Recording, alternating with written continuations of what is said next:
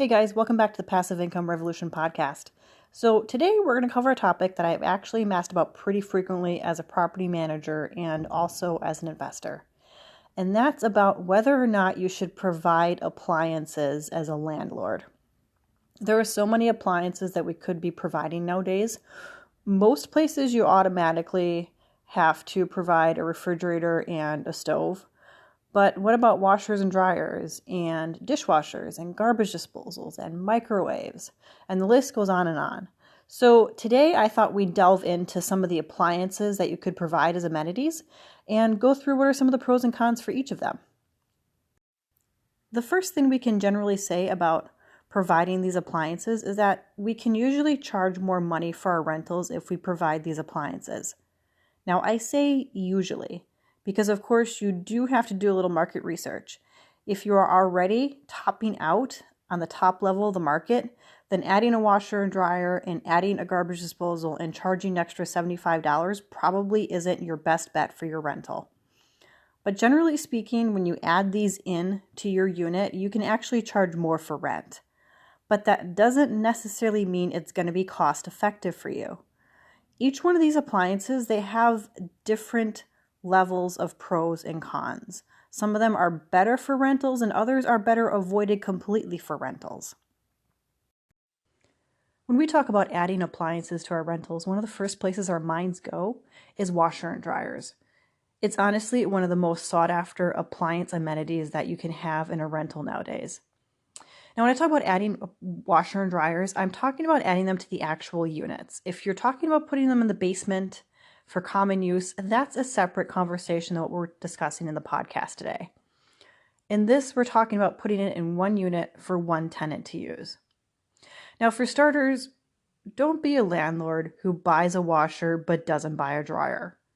And if you're thinking that this isn't done, I have actually heard of it being done. I haven't seen it in person, but I have been on forums and I've had conversations with some of my friends who have rented units where a washer was there, but there was no dryer. So just assume that these are a package deal. If you're going to provide a washer, pop the extra money and get the dryer. Otherwise, you just look a little stingy and very crazy. When you do provide a washer to a tenant, one of the things you're going to have to remember is that if you're paying the water bill, you're going to see an increase in your water. Now, if you have a duplex or a single family home or anything where you splice out the water bill and you have the tenant pay it, this isn't going to be as much of a concern for you. But if you have a quad or a duplex where you're paying the water, then you're going to have to keep that in mind that the water usage is going to go up. And the other thing you want to keep in mind is that when people have a washer and dryer and they have friends that don't have a washer and dryer, one of their favorite things to do is to invite their friends over to do laundry. It gives them time to chat, hang out, and they think they're saving their friend money, which they actually are. But they're going to be using your washer and they're going to be costing you water. Now, this doesn't happen all the time, but that is something you want to keep in the back of your head, that it's likely that at least from time to time, your tenant won't be the only one using that washer and dryer. One of the most common service calls for washers and rentals comes down to the washer being overloaded. If you have a washer that is leaking when it spins, or maybe it won't spin at all, it usually come down to the washer being overloaded.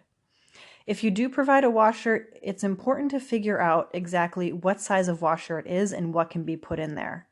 A standard size washer like you have in your home, you couldn't put a king size comforter in. And what you'll be surprised at is tenants don't necessarily understand this. If they've never had a washer and dryer before of their own, they're not going to understand that you can't fit that king size comforter in the washer or the queen size comforter and 6 towels in the washer.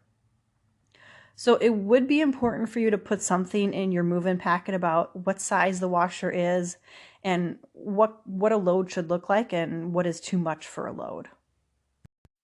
The other common service call we get a lot nowadays in regards to washers is tenants thinking that there's not enough water in the washer. Many of the low water usage washers that are out there now, When a tenant looks and sees how much water is in there, they think, well, there's not enough water in there. It's not filling enough. And they'll often call the office and be like, hey, my washer isn't filling up like it should. We get there and we find out, no, actually it is. It's just the newer versions of the EcoSaver water version. It doesn't put that much water in it. So that's something you should also kind of be aware of, and make sure your tenants know that if you are getting an EcoSaver washer, that they understand that the water level is going to be different than what they're used to with their traditional washer. Now, in regards to dryers, there's two biggest concerns that we usually have with dryers. Number one comes down to making sure the tenant will empty the lint trap. We all know that the lint trap is a huge thing to empty. Like, we see the horror stories, we see the PSAs. And this is something you want to kind of reinforce to your tenants, to remember to empty the lint trap every load. Now, one thing I recommend to you is that you do have your dryer vents cleaned about once a year. That might seem like a lot, but you want to remember that you don't know for sure if your tenant is actually emptying the lint trap every time. And if they're not emptying that lint trap, it's going to build up quicker in the hose. And then you'll have no idea exactly how much lint is building up in that hose. So that's why I recommend you get them cleaned annually, because you don't really have any control over how often the tenant is actually truly going to empty that lint trap. The other concern that exists with dryers is, of course, tenants drying things that they shouldn't. So maybe there's a crayon that goes in the washer and then it goes in the dryer. Or maybe they decide to throw a rag in the dryer and it has gasoline on it. Usually, honestly, I see more the crayons and things like that going in the dryer than any sort of dangerous liquid towel or anything like that. But that is something you'll just want to kind of go over with your tenant and make sure they understand, like, hey, crayons in the dryer can do this, and make sure you don't do this. Don't dry your rags with gasoline on them or oil or etc. Now, this might seem like a lot to go over with a tenant, but we actually have just one form, a washer and dryer agreement form, that covers all of this in about 9 clauses. So we go over what you can and cannot dry, and proper lint trap, and exactly what you can put in the washer. It's all covered in that one lease document. Generally, when you add a washer and dryer, depending on your market, you can usually increase your rent between $25 to $30 a month. So if you think it's about $300, maybe $350 to put in a washer or dryer, it's going to take you about 2 years to recoup that money. But it is definitely worth it in regards to not only the desirability of your unit, but the ability to keep continuing to collect that $25 a month after you've paid off that washer and dryer. The next appliance we always think about is dishwashers, adding dishwashers to our rentals. Now, usually speaking, unless of course you're doing a major remodel, you're likely not going to be adding dishwashers because it requires taking out cabinets, putting in plumbing. So if your units weren't built for it, you're likely not going to be putting them in there. But you might be thinking about getting one of those portable ones and having one of those available for your tenants. I personally have never used those in any of my rentals. I think there is a little bit of a problem with them being stolen, and then of course making sure that the hose that hooks up to the faucet is hooked up properly every single time they go to use it. I really wouldn't recommend buying a portable dishwasher for a rental. I think honestly the liability is just too high there with other things that could go wrong with it. Now, if you do find yourself with a rental that does provide dishwashers, the really good news about dishwashers is that generally speaking, they don't break easily. You will get more service calls for a washer than you will for a dishwasher. When it comes to dishwashers, the biggest thing you'll want to think about is whether or not you have hard water at the rental. If you don't have softened water at the rental, your heating element at the bottom is going to get crusted up, and it's going to get crusted up with calcium, lime, and other hard sediment from your water. So eventually what'll happen is the water will take longer to heat up, or it'll blow out the heating element, and you'll have to replace the dishwasher then. Because the dishwasher is one of those things where you really don't replace parts. The fact that you can get a new dishwasher for anywhere from 150 to 200 usually is much better than having a service tech come out and replace a heating element or the pump or anything else that might be wrong with the dishwasher. So if you have hard water in your rentals, what you'll want to do is give your tenant some deliming packets. If you go through like Grainger or just go to Amazon, you can get little packets of delimer and just have them pop that in there once a month and run it as just a normal cycle without any of their dishes in it. If they wanted to delime their dishes, they certainly could, but I wouldn't put anything with etching or frost on it because it actually eats away at the finish on the glasses for those kind of things. But have them run the delimer through there once a month, once a quarter. And then when you go in and you do your inspections in your units, which I hope you do your occupied inspections, put some delimer in yourself, run it through just to be sure it is getting done, because that's going to add longevity to your dishwasher then. If a dishwasher doesn't have to compete with lime buildup or anything like that, you can usually get anywhere from 8 to 10 years out of a dishwasher in a rental if you chose to make it last that long. When it comes to dishwashers, honestly, the biggest tenant complaint that we get is usually in regards to them not cleaning well. And I will be honest, 8 times out of 10, it comes down to the dish detergent that they are using. We've gone to tenant calls for the dishwasher not cleaning dishes and see that they've got some sort of dollar store, Dollar Tree brand of dish detergent. So if you ever run into that issue, I would consider getting your tenant just a little small packet of Cascade or Finish Jet. I think that's the other brand, but get them a brand name dish detergent. Have them try that a couple times and see if that resolves the issue. Again, 80% of the time, it's been the dish detergent that the tenant is using. I think I've only really had to replace the dishwasher once or twice because of that. Usually something else goes wrong with the dishwasher before a tenant says it's not cleaning properly. Next on our list of appliances for rentals is microwaves. It's really been the last 10 years that adding microwaves or providing them has become trendy and not really expected yet, but definitely sort of a high-end trendy item. Typically when we provide microwaves, they are attached to our cabinets, but I do know some landlords that have provided countertop microwaves. I'm not a fan of providing microwaves, and that's because they are one of the 2 most common misused appliances in rentals. There are so many issues that a tenant can have with a microwave. They could leave a fork in a dish when they reheat it. They could put a takeaway container in the unit that has foil in it and they start up the microwave.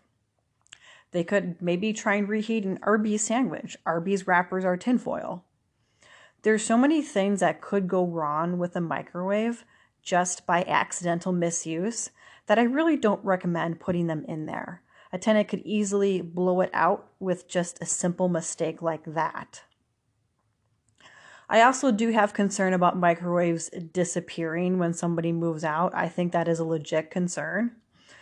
It's really hard to abscond with a washer or dryer or a dishwasher. It's a lot more noticeable. It's a lot more labor intensive versus if you have a countertop microwave, that's really easy for a tenant to just walk off with. So I actually don't have microwaves in any of my rentals.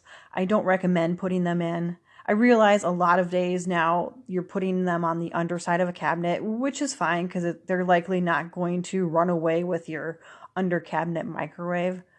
But you might still run into some of the issues in regards to misuse with foil and metal products going in there. Generally speaking, when you add a microwave to your unit, the rent increase is honestly nominal. It's one of those things that it's more a perk than it is to get you more money for your rental. A washer and dryer will get you more money for your rental. A dishwasher will get you more money for your rental. But really, a microwave isn't going to be something that's going to bring you a lot of increase in that rent. It's more just an added bonus for renting your unit. Now we're going to move on to probably my least favorite appliance in a rental, and that is a garbage disposal. Now, I love garbage disposals as a human being. I live in a house right now. I bought about 2 years ago. It didn't have a garbage disposal, so I still don't have a garbage disposal. But I did have one where I lived before, and I really miss my garbage disposal. They are very, very useful. But I've also seen the flip side of it, and I have seen how garbage disposals can get destroyed. So while I see the usefulness of one, and I really don't like not having one, I do oftentimes think about garbage disposals as a little bit more of a hassle than sometimes what they're worth. If you think about all the things that end up in our kitchen sinks, it's silverware, it's eggshells, it's random things from around the house. Most of those, if they go down the drain, it's not that big of a deal. But those items stopped up in a garbage disposal, you have a rubber band, a fork, a lot of eggshells, those can actually cause damage, some serious damage to a garbage disposal. I had a friend who bought a house and they just couldn't get their garbage disposal to work. It would come on, but it sounded awful. So my husband came over and he took it apart and he discovered a whole bunch of aquarium rocks at the bottom of the garbage disposal. So there is definitely some concerns with providing a garbage disposal. But there is, of course, the idea that people really like a garbage disposal for the convenience of it. Garbage disposals are about $65. If you go to Menards or a Home Depot, buy one, put it in yourself, it's going to be about $65. You could argue that it's really worth the convenience of it and sort of the perk for your tenant because it is something we know we all appreciate when we have it. So if you do end up replacing one once a year even, you're likely going to be able to justify in your head as a good idea. The other thing we're asked about a lot is ceramic stovetops and rentals. It is getting harder and harder nowadays to walk into a big box store like Lowe's or Home Depot and find a traditional drip pan range. Most everything you see is ceramic stovetop. Now, 6 years ago, we really advised against putting ceramic stovetops in rentals because they weren't that common. Tenants didn't know how to properly clean them and maintain them. Nowadays, since ceramic stovetops are honestly very common and more common than drip pan ones, most tenants know how to maintain them and clean them now. The biggest concern with ceramic stovetops is when items boil over. I am unfortunately really horrible with having items boil over.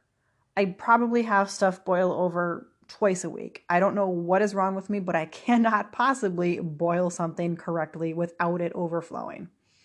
I have a ceramic stovetop, so I'm cleaning my ceramic stovetop twice a week just to get the burn rings off of it.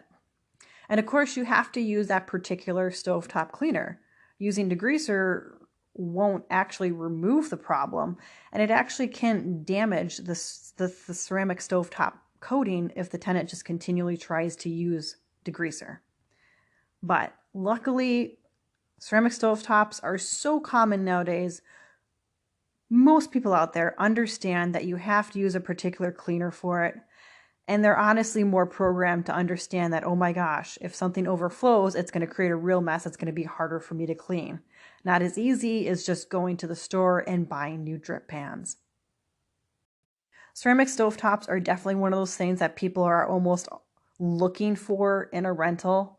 It's getting to the point where they're becoming almost expected because they are so common in big box stores that actually now some tenants get turned off by seeing a traditional stove with drip pans.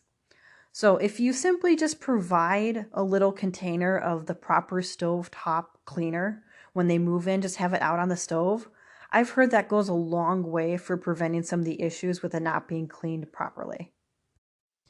Your repairs are going to be generally the same as you would find on a regular drip pan stovetop.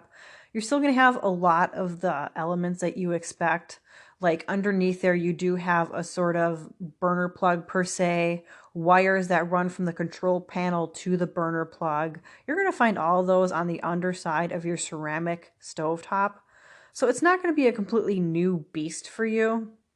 You're just going to find that the top is going to be a little bit different. And if a burner burns out, it's going to be a little bit more of an ordeal than if you were just to replace a burner on a traditional stovetop, because you literally just buy a new burner and plug it in.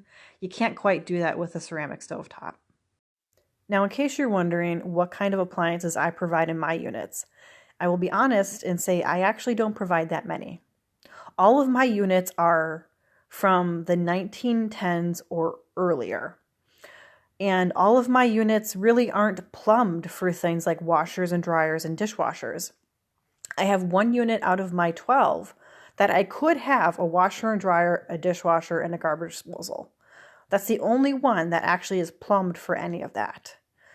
So it's not that I'm hypocritical, it's just at this point, none of my units are set up for this stuff except for one unit.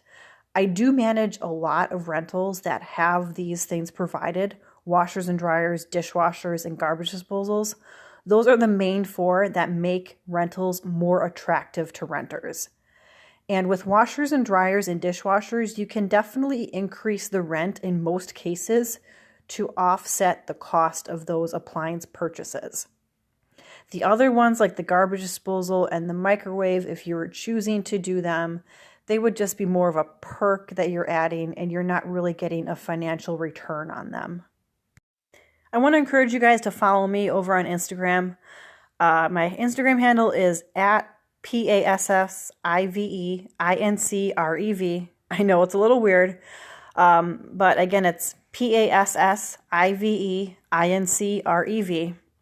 I'm going to be posting some Q&As on there so you guys can ask me some questions and I will answer them on Instagram. But I'm also going to do an episode coming up that is completely dedicated to your questions. So pop over to Instagram, follow me over there, and watch for the prompts to ask me questions in my stories. I'd love to hear from you guys.